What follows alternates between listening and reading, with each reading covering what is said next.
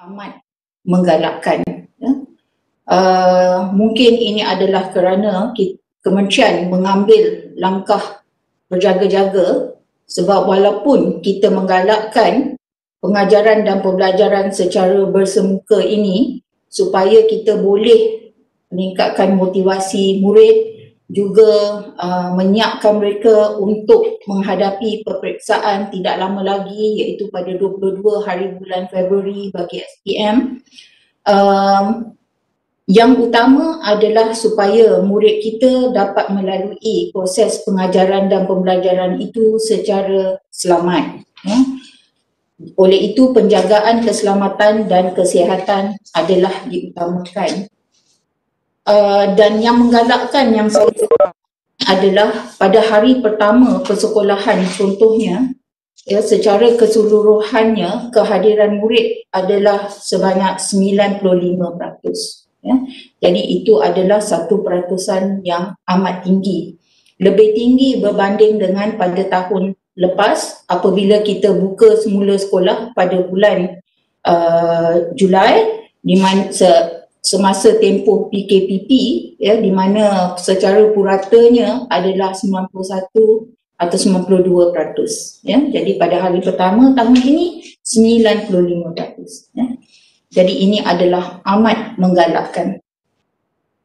Sebagai langkah keselamatan, kementerian telah pun mengeluarkan garis panduan pengurusan sekolah, iaitu garis panduan pengurusan dan pengoperasian sekolah dalam norma baharu, serta garis panduan pengurusan dan pengoperasian Institut Pendidikan Guru dan Kolej Matrikulasi. Di samping itu, kementerian juga pun mengedarkan senarai semak pengurusan pembukaan sekolah serta institusi pendidikan bawah Kementerian Pendidikan Malaysia. Jadi dengan garis panduan serta senarai semak ini, kita amat mengharapkanlah supaya pihak sekolah, ibu bapa, warga sekolah dapat mematuhi garis panduan tersebut supaya pengoperasian sekolah itu dapat berjalan dengan teratur. Berlainan daripada tahun lepas, bagi pematuhan garis panduan dan SOP yang disediakan, pada tahun ini semua warga sekolah, pentadbir sekolah, guru, murid dan lain-lain warga di sekolah dan institusi pendidikan kita dikendaki memakai pelitup separuh muka. Pada tahun lepas cuma guru yang mendalikan murid prasekolah, pendidikan khas, ya, yang ataupun warga yang berisiko imuniti rendah sahaja yang dikendaki memakai pelitup muka. Tetapi pada tahun ini kita hendak supaya semuanya mematuhi SOP kita, semua warga sekolah kita memakai pelitup separuh muka. Di samping itu kita juga mengadakan seperti tahun lepas alat pengimbas badan. Jadi tahun ini kita juga membekalkan kepada alat pengimbas badan tanpa sentuh. Juga kita buat tanda-tanda arah supaya memudahkan pergerakan di sekolah, mencuci tangan, penjarakan fizikal serta membuat hebahan secara berkala di sekolah supaya sentiasa mengingati warga sekolah bagi pematuhan yang telah pun ditetapkan. Di samping itu, kementerian juga membuat pemantauan secara berterusan.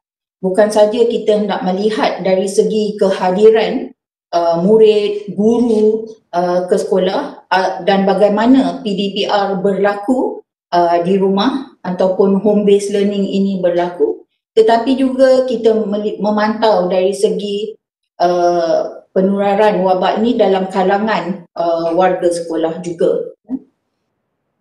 Ini adalah supaya maklumat-maklumat yang diperolehi secara harian ini dapat digunakan oleh kementerian untuk membuat sebarang keputusan bersama dengan Kementerian Kesihatan dan juga Majlis Keselamatan Negara. Berkaitan dengan pengajaran dan pembelajaran di rumah. Jadi saya ingin memaklumkan bahawa kita telah pun adakan manual pengajaran dan pembelajaran di rumah, di mana ia memberi panduan kepada ibu bapa, guru, bagaimana mengadakan pengajaran dan pembelajaran di rumah ini. Ia boleh berlaku melalui 3 cara. Pertamanya adalah secara dalam talian. Jadi ini adalah apabila terdapat peranti dan juga capaian internet ya untuk melakukan pengajaran dan pembelajaran itu secara dalam talian. Dan kementerian mempunyai DELIMA atau Digital Educational Learning Initiative Malaysia yang memuatkan pelbagai aplikasi di dalamnya serta bahan-bahan sumber termasuk buku teks digital, video pengajaran dan pembelajaran, permainan ataupun gamification, EduWeb TV, ya, pelbagai sumber yang boleh digunakan dalam pengajaran dan pembelajaran. Tetapi secara dalam talian tu bukanlah satu sahaja caranya, sebab kita pun tahu kekangan yang ada dari dalam kalangan guru dan murid kita dari segi akses kepada kemudahan seperti peranti dan rangkaian ini. Maka kita juga ada pendekatan yang lain secara luar talian. Ianya berlaku apabila guru dan murid mengadakan pengajaran dan pembelajaran menggunakan peranti seperti komputer riba dan sebagainya, tetapi mungkin tidak mempunyai kemudahan rangkaian. Mereka juga boleh menggunakan modul, menggunakan buku teks, buku aktiviti dalam melakukan pengajaran dan pembelajaran itu. Kita juga ada pembelajaran secara off-site, di mana kaedah pembelajaran berlaku di lokasi seperti pusat komuniti ataupun di mana-mana premis yang diisytiharkan sebagai pusat pemindahan sementara akibat bencana atau wabak. Jadi kita lihat bahawa mungkin ada yang risau, bimbang bahawa pengajaran dan pembelajaran di rumah ini tidak boleh berlaku kalau tidak ada kemudahan atas talian, ya. Tetapi kita mempunyai cara-cara yang berlainan dan guru akan melihat dari segi kesesuaian dan juga keperluan apakah bentuk ataupun cara untuk melakukan pengajaran dan pembelajaran di rumah ini. Di samping daripada PDPR ini, bagi membantu memudah cara pengajaran dan pembelajaran pada tahun 2021 ini, Kementerian juga telah merangka program transisi bagi memudahkan peralihan daripada 1 tahun ke 1 tahun atau dari satu tingkatan ke satu tingkatan yang lain. Contohnya, jika terdapat jurang dari segi pembelajaran bagi murid prasekolah contohnya, dan pada tahun ini mereka naik ke tahun 1, memasuki persekolahan formal di tahun 1. Jadi bagaimana kita nak gauge dari segi kesediaan mereka dan bagaimana kita hendak mempersiapkan mereka sebelum mereka mengikuti pembelajaran di tahun 1. Jadi program transisi yang saya sebut ni adalah bagi membantu dari segi proses tersebut. Begitu juga kita telah tambah baik penjajaran kurikulum, manakah bahagian daripada kurikulum itu yang merupakan teras, merupakan tambahan ataupun pelengkap di dalamnya. Ini juga bagi membolehkan kurikulum itu dapat dilaksanakan dengan sebaiknya oleh guru bersama dengan murid.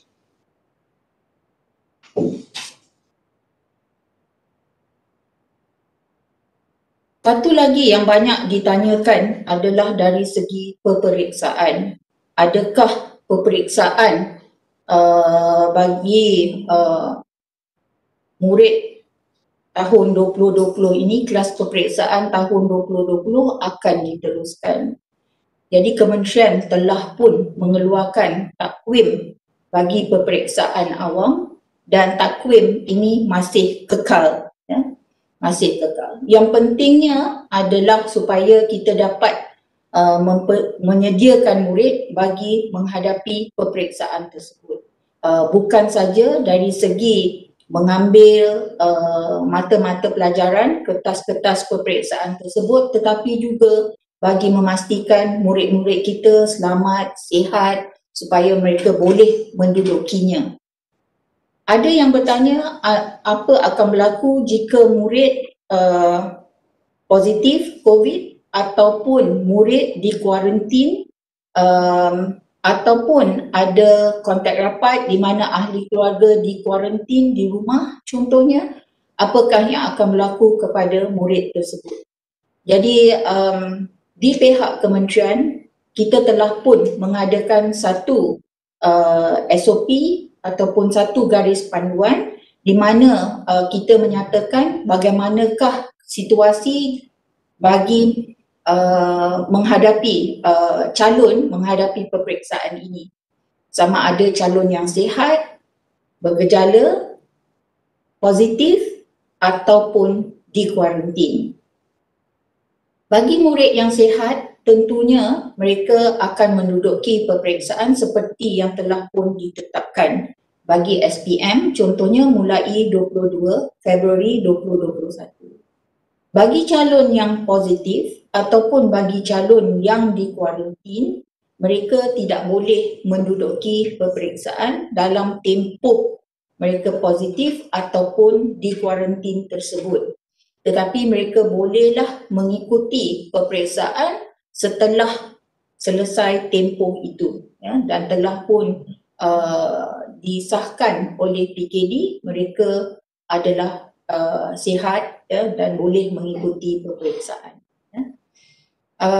Walau bagaimanapun kementerian telah pun memikirkan bagaimana bagi calon-calon tersebut yang mungkin ketinggalan kertas-kertas disebabkan mereka tidak boleh hadir ke sekolah disebabkan terkesan dengan COVID-19 itu. Bagi calon-calon yang akan menduduki peperiksaan ini, saya amat berharaplah supaya calon-calon serta ibu bapa memastikan bahawa mereka sihat dan boleh terus mengambil peperiksaan itu. Oleh itu, kita perlulah terus menjaga keselamatan dan kesihatan diri, ya, bukan saja melalui SOP yang ada di sekolah kita tetapi juga di luar. Kerana kita semua sedia maklum bahawa penularan wabak ini dia di dalam komuniti, ya. Jadi sentiasalah menjaga keselamatan dan kesihatan diri supaya boleh terus belajar, mempersiapkan diri bagi peperiksaan dan menduduki. Jadi saya berhenti setakat tu.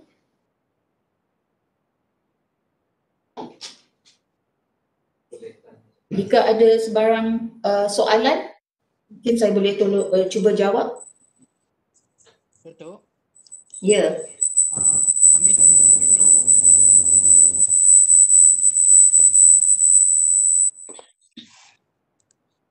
Silakan.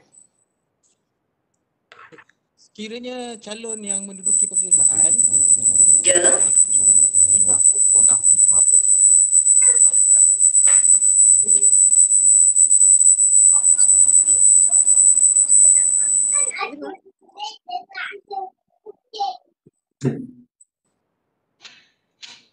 betul?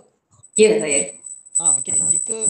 Jika calon tidak dibenarkan oleh ibu bapa untuk ke sekolah untuk mengikuti pembelajaran secara bersemuka tetapi hanya pergi ke peperiksaan je. Jadi apa tindakan akan dikenakan?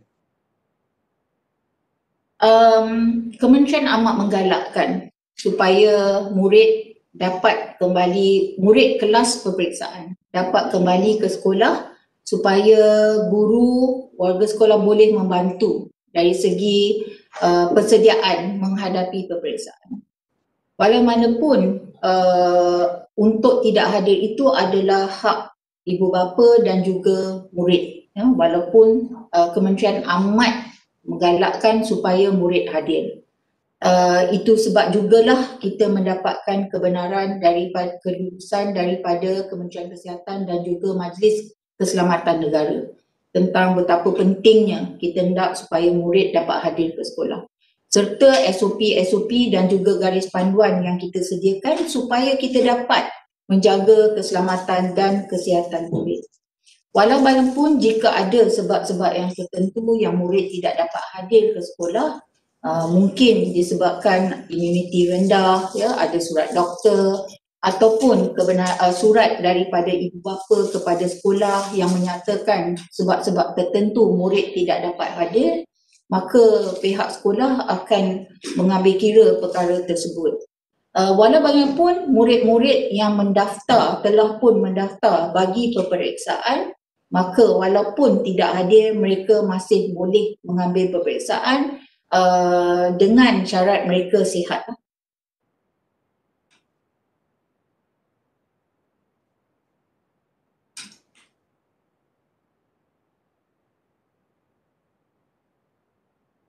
Untuk saya Yusri daripada Berita Harian. Ya. Semalam NGO E-Didik Malaysia ada cadangkan supaya pelajar tingkatan 4 dan tingkatan 5 menggunakan kaedah pembelajaran secara berpenggal macam yang digunakan untuk student Form 6. So macam mana pandangan pihak KPM berkenaan cadangan tu, Datuk? Sebab dia kata ini salah satu penyelesaian jangka panjang kalau pandemik ni tak dapat diselesaikan. Baik.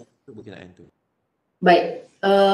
Kementerian ada memikirkan bagaimana kita boleh mengambil kira kaedah yang lain. Tetapi buat masa ini, seperti yang disebut tadi, ia mungkin satu kaedah jangka panjang yang kita mungkin boleh pertimbangkan.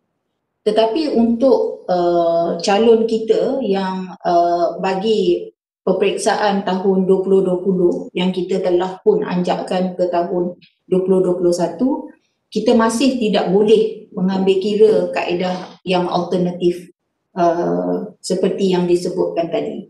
Ini adalah kerana peperiksaan kita seperti SPM itu telah pun diiktiraf oleh Cambridge setara dengan O-Levels.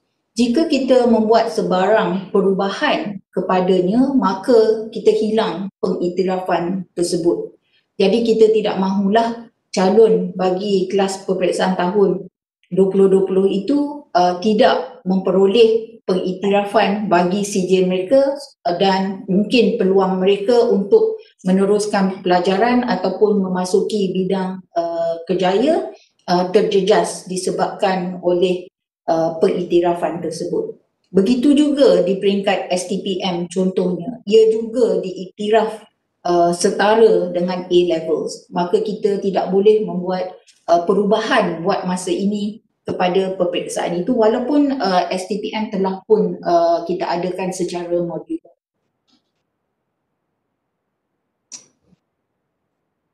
Datuk, maksudnya kalau katalah untuk tahun-tahun Hello Datuk, Rebecca daripada The Star.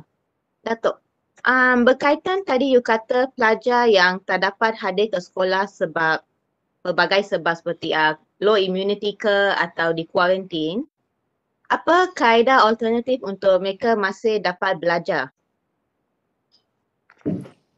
Seperti yang saya sebut tadi, ada pelbagai kaedah di mana mereka boleh melakukan melalui pengajaran dan pembelajaran di rumah. Terdapat pelbagai sumber yang sedia ada di Delima yang mereka boleh capai untuk terus melakukan pembelajaran. Mereka juga mempunyai buku teks ataupun apa-apa bentuk sumber yang telah pun dibekalkan dan disediakan oleh sekolah untuk melakukan pembelajaran kendiri. Thanks, Datuk. Thank you. Hello. Datuk, Shankar from NST. Yes, please. Yeah. Shankar from NST here. Datuk, Yeah. you said earlier, those who are not well or under quarantine cannot sit for the exams. Can you elaborate more on, so how do they sit for the exams later? What kind of papers do they sit? Is it the same paper? Can you elaborate on this? Okay. Bagi calon kita yang telah pun mendaftar, contohnya bagi SPM 2020 ini, maka mereka boleh mengambil jika mereka sihat. Tetapi katakanlah mereka terkesan dan menjadi positif COVID-19 ataupun mereka di kuarantin. Maka dalam keadaan tersebut, bagi tempoh mereka positif dan bagi tempoh mereka di kuarantin, maka mereka tak boleh menduduki peperiksaan. Tapi kertas bagi peperiksaan kita itu lebih daripada 14 hari. Biasanya tempoh kuarantin adalah bagi tempoh tersebut ya, ataupun mereka pulih daripada COVID-19. Sedangkan tempoh peperiksaan itu adalah lebih panjang lagi. Maka bila mereka telah pun sihat ataupun sembuh, mereka boleh mengikuti kertas-kertas lain yang masih berlangsung. Dan kementerian akan aturkan sesi yang lain bagi mereka mengambil kertas yang tertinggal. So Dato', they'll be sitting for a different paper. Is that what you're saying? Yes. Different set of questions. Different set of questions. Yes. Tapi ini walaupun kementerian telah pun memikirkan dan merancang untuk melaksanakannya, calon tak bolehlah memilih untuk menduduki kali pertama ataupun tak mau ambil lah, tunggulah ambil yang lagi satu. Ia cuma pertimbangan ataupun alternatif bagi calon yang tidak dapat mengambil sebab mereka positif ataupun di kuarantin. Maka perlu ada surat yang menyatakan demikian ataupun evidence yang menyatakan demikian daripada doktor lah. Jadi bila the alternative exam akan diadakan? Next month or any timeline untuk tu? Nanti kementerian akan umumkan. Tapi tentunya lah kita perlu melalui takwim yang telah pun disediakan itu. Perkara ini takkan mengganggu perjalanan guru-guru untuk marking paper dan nanti keputusan nak keluar. So tarikh tu akan dianjakkan juga ke ataupun macam mana, Dato'? Takwim yang telah pun kita rancang bagi SPM itu kita tak akan anjak. Dia akan mengikuti takwim yang telah pun disediakan. Untuk membolehkan kementerian melakukan peperiksaan itu, kemudian kita perlu semak dan menyediakan keputusannya dan pada masa yang sama membolehkan mereka pula memasuki pendidikan tertiary ataupun peluang-peluang yang lain, maka tempoh tu menjadi lebih pendek berbanding dengan tahun yang lepas. Tetapi kementerian telah pun merancang dan telah pun ada pendekatan yang lain berbanding dengan yang terdahulu bagi mempercepatkan proses tersebut. Oleh itu kita masih boleh mengeluarkan keputusan sebelum ada yang nak apply melalui UPU online ataupun lain-lain permohonan untuk meneruskan pembelajaran ataupun memasuki alam pekerjaan. Datuk, saya Fazrin dari Malaysia Now. Okey, kertas soalan yang akan diduduki oleh pelajar selepas dia dah sihat, adakah kertas soalan yang sama ataupun akan ada satu set lain sebab mungkin berlakunya kertas bocor ataupun review daripada kawan-kawan dia, macam mana tu, Datuk? Ya, ini teknikal sikit. Kita ada set yang lain. Tetapi I think kita perlulah memastikan bahawa standardnya adalah sama. So itu yang paling penting ya. Walaupun mungkin kertasnya berlainan, takkan samalah ya. Nanti I think you said it may be bocor dan sebagainya ya. Dia takkan sama. Tetapi standardnya adalah sama. Betul, kalau standard soalan masih sama, tapi bila student tu banyak ketinggalan dalam silibus-silibus due to COVID-19 ni. So pemarkahan dan penggradean tu sendiri akan ikut standard sebelum ni ataupun KPM menetapkan satu standard baru untuk calon-calon 2020 ni, Datuk? Kurikulumnya adalah sama, standardnya adalah sama. Kalau tidak, pengiktirafan itu kita tidak akan perolehi. Jadi itu adalah tetap. That's why kita nak supaya murid-murid kita bersedia. There is no reduction ataupun there's no decrease dari segi standard itu.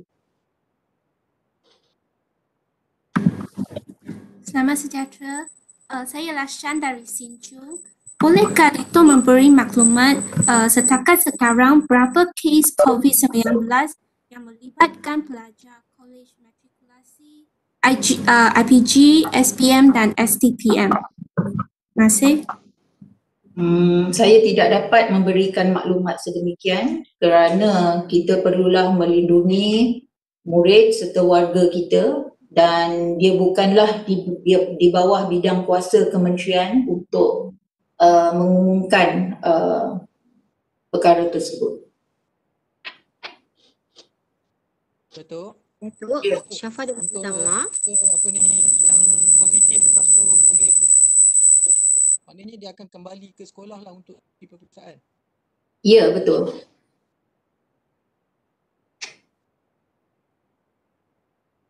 Datuk, seperti yang Datuk kata, IPG dan College Matric diteruskan. IPG online, whereas matrikulasi is in campus. So jadi dengan situasi COVID with some cases reported di college, bagaimana the long term plan for matric? Adakah students akan disuruh pulang and continue like last year punya online system for semester 2? Buat masa ini kita telah pun membuat keputusan, kementerian telah pun membuat keputusan bahawa pelajar kolej matrikulasi kekal di kolej matrikulasi. Ini adalah bagi membolehkan kita menjaga keselamatan dan kesihatan mereka sebab bila dah mungkin 14 hari dan lebih berada di kolej, maka mereka seperti dah di kuarantin. Mereka juga tidak keluar masuk di kolej tersebut. Kenapa kita nak supaya pelajar kolej matrikulasi kekal adalah kerana kita melaksanakan pengajaran dan pembelajaran itu secara hybrid. Jadi mungkin hal-hal yang teorinya boleh dilakukan secara online.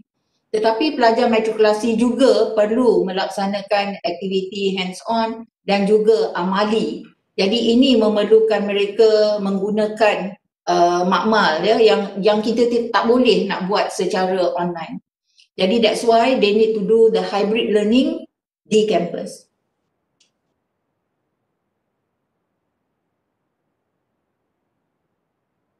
Bagi IPG,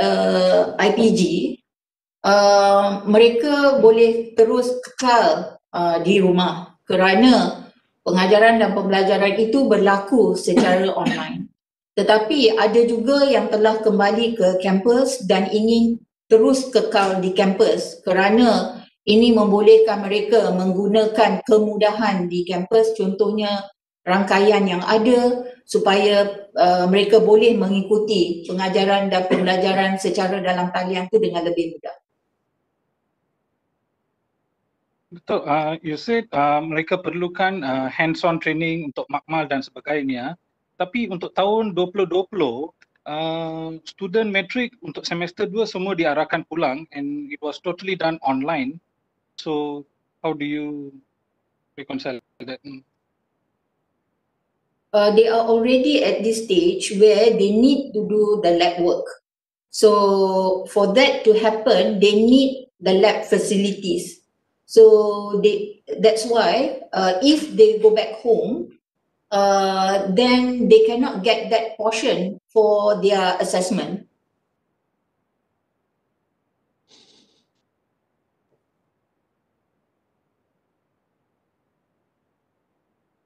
Datuk, Atika daripada RTM. Ya. Datuk, macam kita tahu kan, saya nak sentuh sikit berkaitan dengan PDPR. Okay. Pembelajaran dan pengajian dalam talian ni. Sebelum ni kita pun dah laksanakan PDPR. Cuma tahun ni kita buat lagi sekali.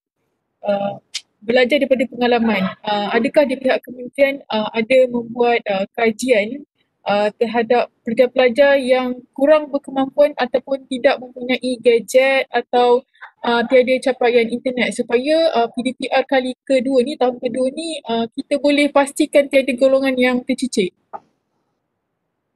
Ya, banyak pengajaran yang kita perolehi daripada pengalaman pada tahun lepas.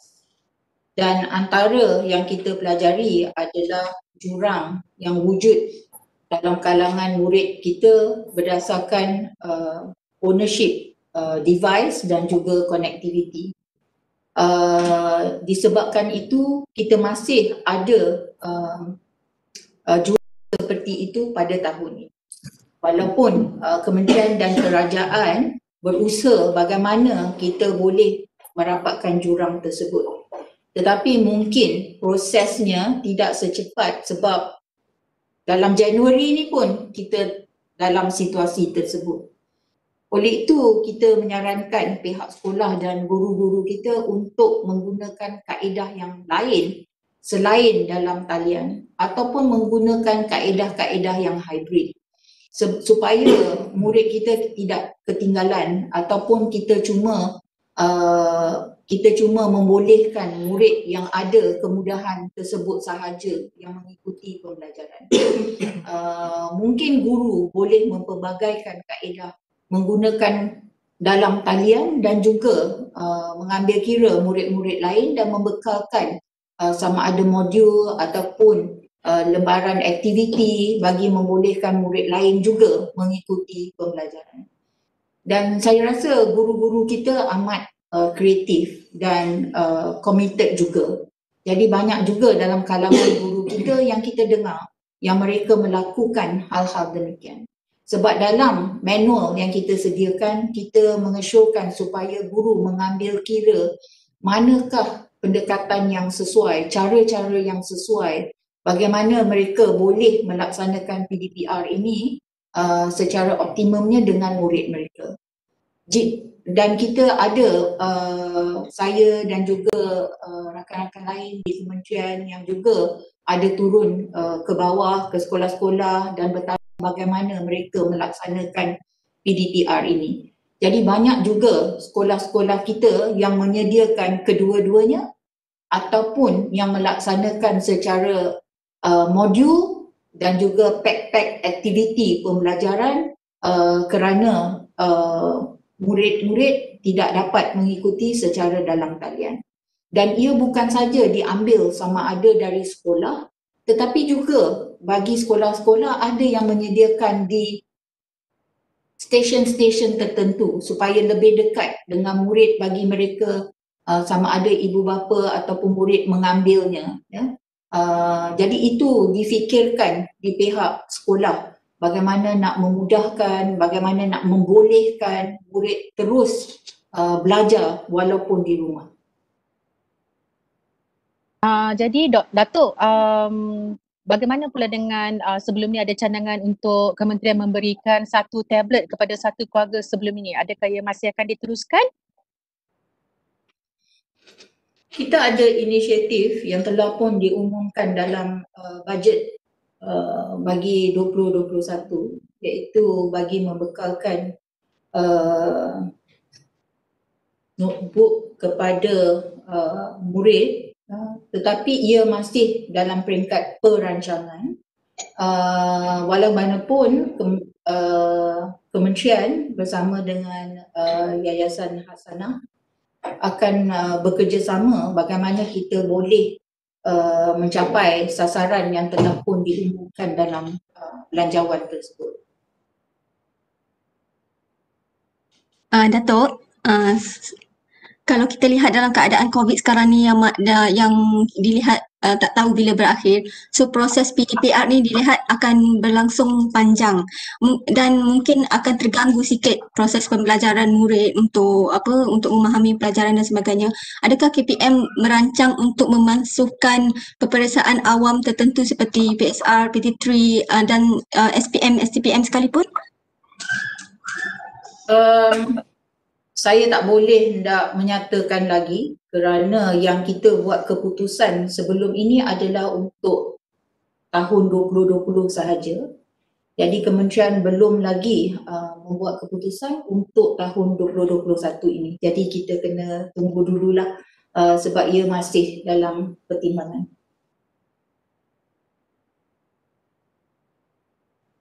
Tapi adakah bermaksud KPM ada perancangan ataupun ada plan B untuk untuk jika berlaku keadaan sedemikian?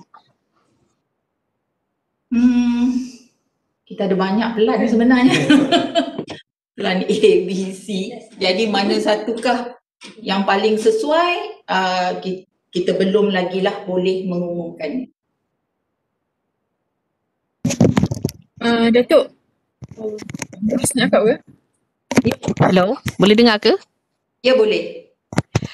Sebelum ni ada gesaan supaya grade pemarkahan untuk SPM diturunkan kerana pelajar tidak dapat ke sekolah dan ada yang ketinggalan pelajaran. Jadi adakah kementerian akan mempertimbangkan perkara itu? Jadi sama macam standard bagi kertas peperiksaan tersebut, pemarkahannya pun sama juga kerana kita hendakkan pengiktirafan bagi sijil tersebut. Jadi sebarang perubahan yang kita buat, sama ada kaedahnya, kertasnya, bagaimana kita nak buat pemarkahannya akan menjejaskan pengiktirafan tersebut. Jadi kita tidak hendaklah supaya calon yang menduduki peperiksaan, contohnya SPM ini yang sangat ramai terjejas disebabkan perubahan-perubahan. Datuk, Atika dari RTM. Ya. Datuk, macam kita tahu PDPR macam dia bukan saja cabaran kepada guru tapi cabaran juga kepada ibu bapa, terutamanya bagi mereka yang work from home, yang bekerja ketika waktu office hour lah.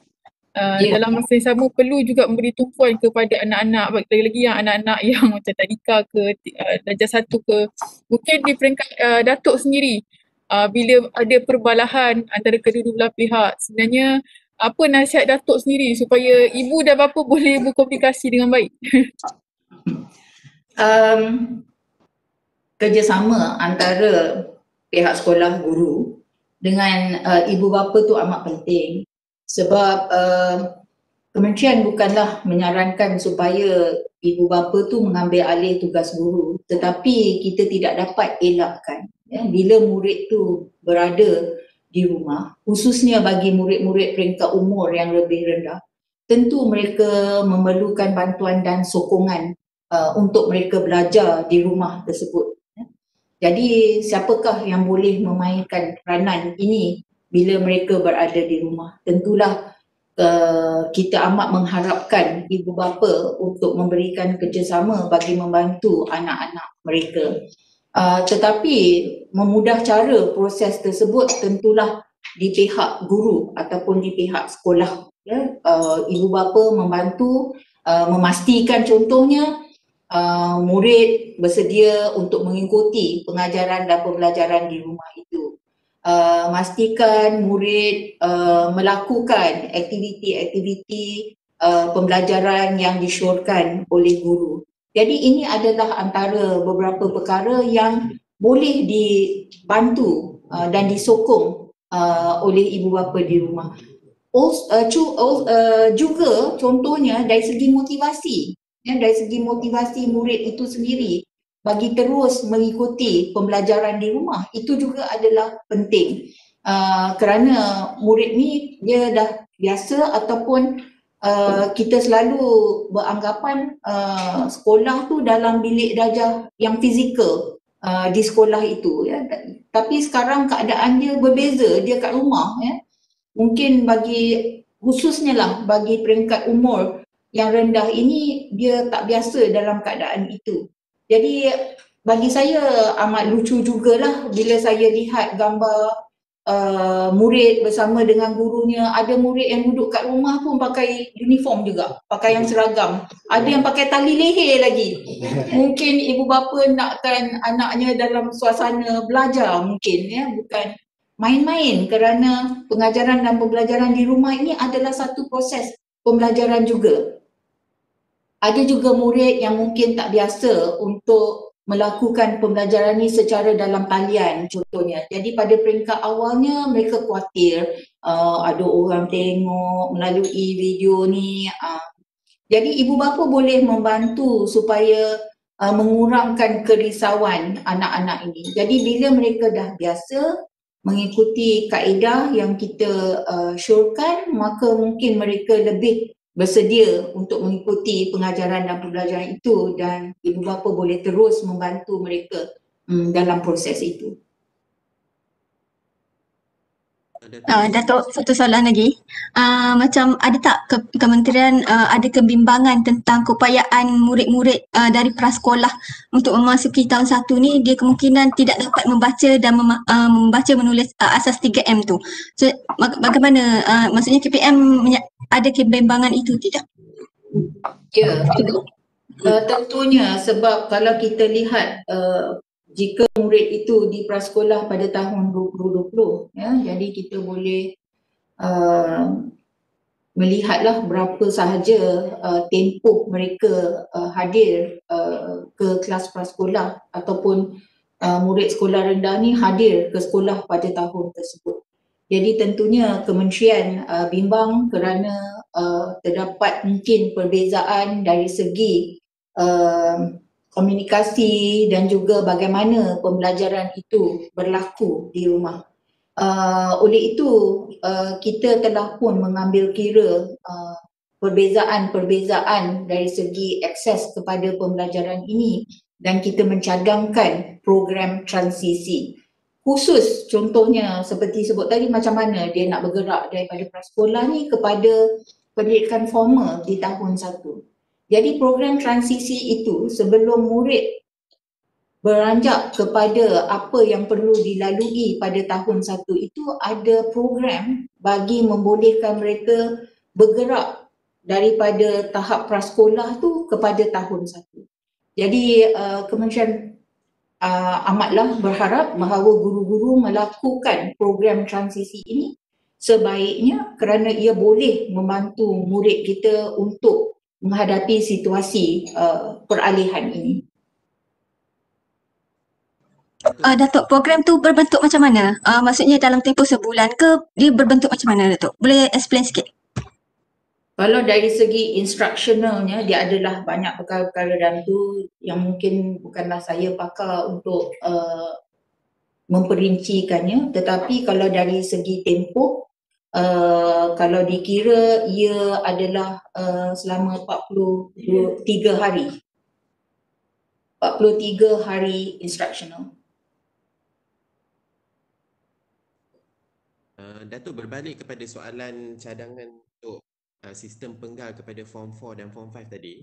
Kalau kita buat untuk Form 4 dan Form 5 tahun berikut-berikutnya, adakah dia akan menjejaskan standard untuk SPM tu sendiri dan kalau cadangan ni feasible, bila KPM dijangka boleh melaksanakan cadangan tu, Datuk? Ia akan mengambil satu perancangan yang teliti dan menyeluruh kerana kementerian perlu merangka bagaimana ia boleh berlaku dan kemudian kita perlu juga bekerjasama dengan agensi luar supaya jua bentuk yang kita cadangkan itu masih boleh diiktirafkan.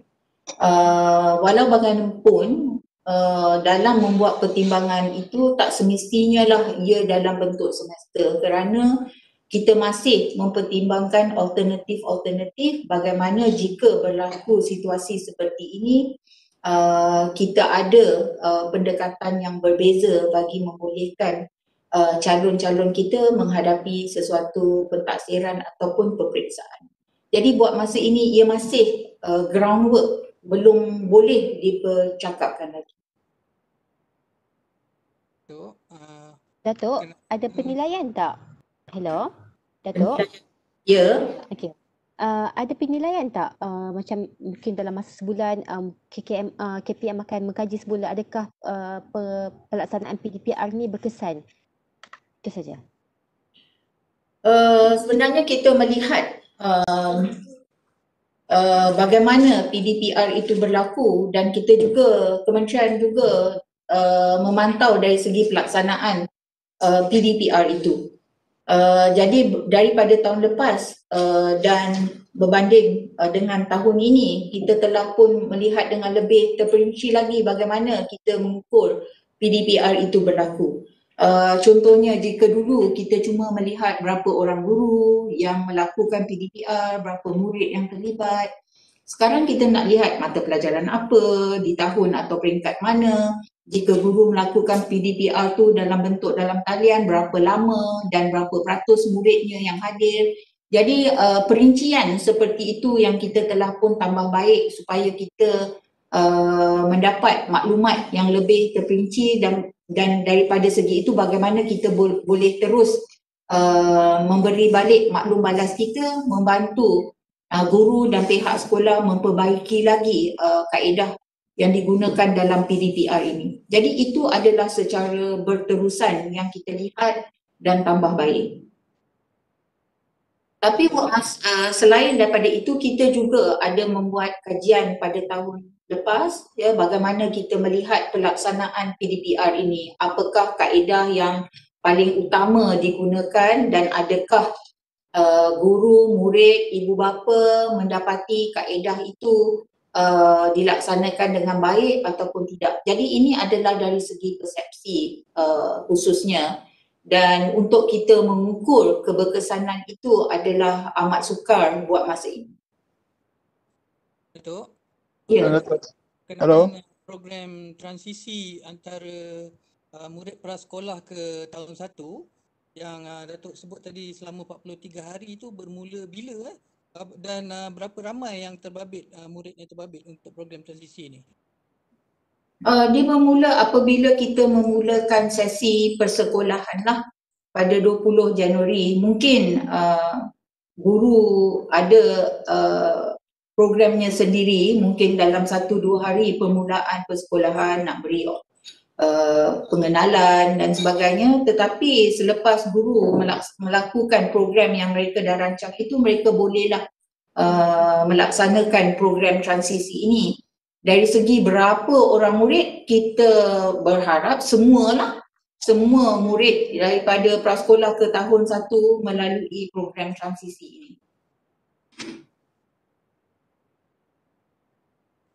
Datuk, lagi satu soalan ya. Could we have your comments on the Suara Pelajar hashtag that has gone viral because students are expressing their concern over catching the virus among their peers or the other teachers? Will MOE consider their request to close schools again and or postpone maybe the national exams? I think I've responded to the question on exams. We are not going to postpone unless something happens that cannot be avoided. But as the way things are going, we are quite sure that we are going to do the exam according to the schedule that we have published earlier. On the worries by students or parents, whether they'll be infected and so on and so forth in school, I think we have our SOP, our guidelines that would be complied by the schools. Students should follow those guidelines and SOPs, and we believe that parents should help their child to keep their safety as well as health. That will ensure their child to be able to be ready for the exam and to take the exam as well. Kalau kita lihat laporan-laporan, kes penularan ini berada dalam komuniti, tidak ada kluster daripada sekolah kerajaan atau bantuan kerajaan kita. Tidak ada yang timbul daripada hadir ke sekolah. Buat setakat inilah, ini adalah kerana Kementerian telah pun ada garis panduan dan SOP yang kita hendak supaya sekolah mematuhinya.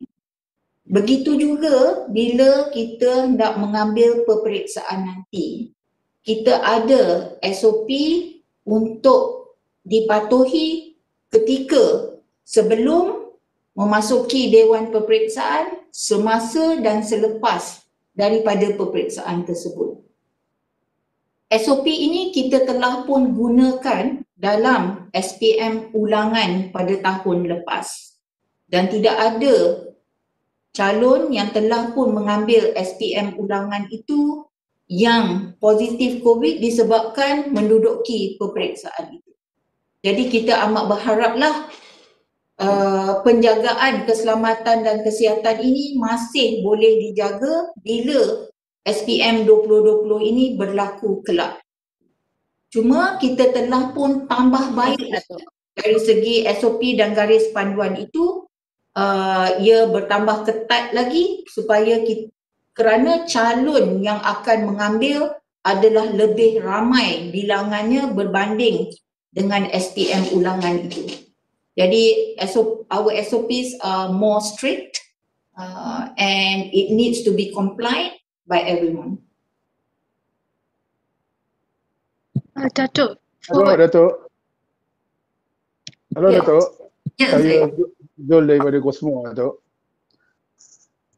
Halo Datuk. Datuk, ada sebelum ni ada beberapa cadangan daripada beberapa pihak supaya diadakan pembelajaran melalui siaran televisyen, Datuk. Ya. Dan benda tu bukan viral. Adakah KPM akan mempertimbangkan cadangan ini? Itu adalah soalan yang baik sebab saya pun nak cakap tentang TV pendidikan ni. Malahan kita tidak ada membuat siaran TV pendidikan terestrial sebelum ini kerana kita telah pun bergerak kepada web-based TV.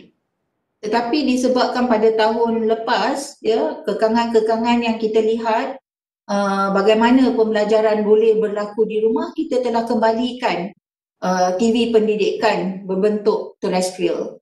Dan kita telah pun memulakan dengan TV OK dan juga Astro Tutor, ya, selama 6 jam.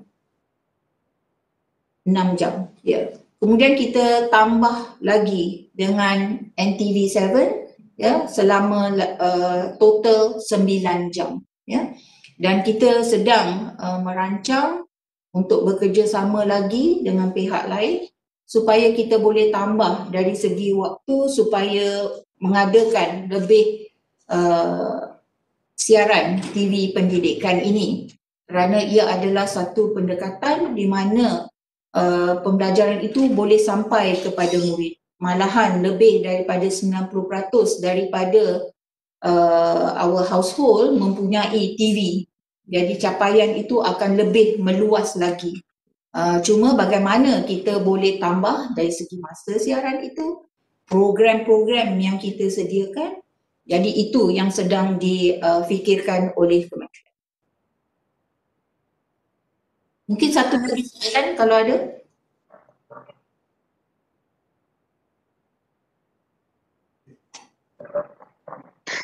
Hi Datuk, Shini dari BFM. Sorry, but I'm going to ask the question in English here. Just in case if ever the MOH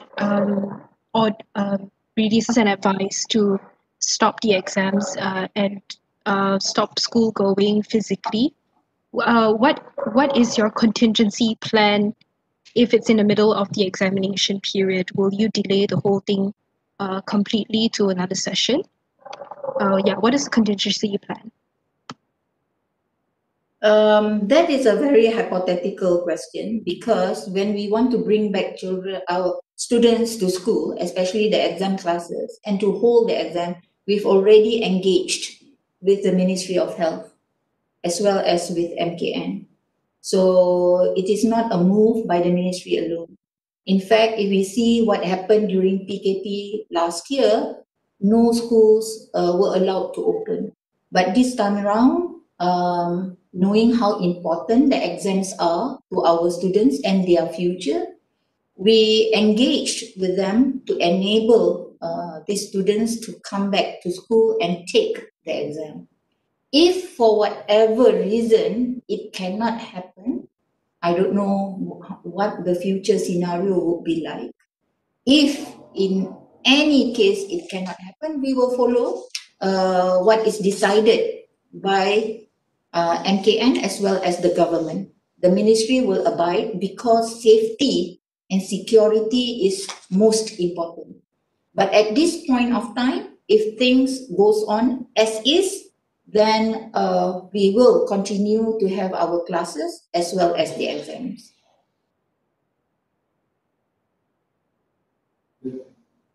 Okay, thank you very much, everyone. I hope it helped clarify things. So, one more question, is it okay? A quick one, perhaps. Okay. Dato', I just wanted your comments on, there have been a lot of complaints from Form 1 parents that there are not many schools offering the DLP option. So, if that is the case, there's no point having DLP classes in primary schools. So, what's your comment on this, and what should parents do? I think I will reserve the comment for now because we are looking into the situation. Perhaps the issue is it's a matter of the feeder from the primary to the secondary level. What the ministry has done is to look at primary schools that has offered DLP as well as where can the children go once they enter secondary school. So we are reviewing into this and we would provide the response at a later date. So thank you very much, everyone. Thank you. Terima kasih semua. Thank you, Dato'. Thank you. Yeah.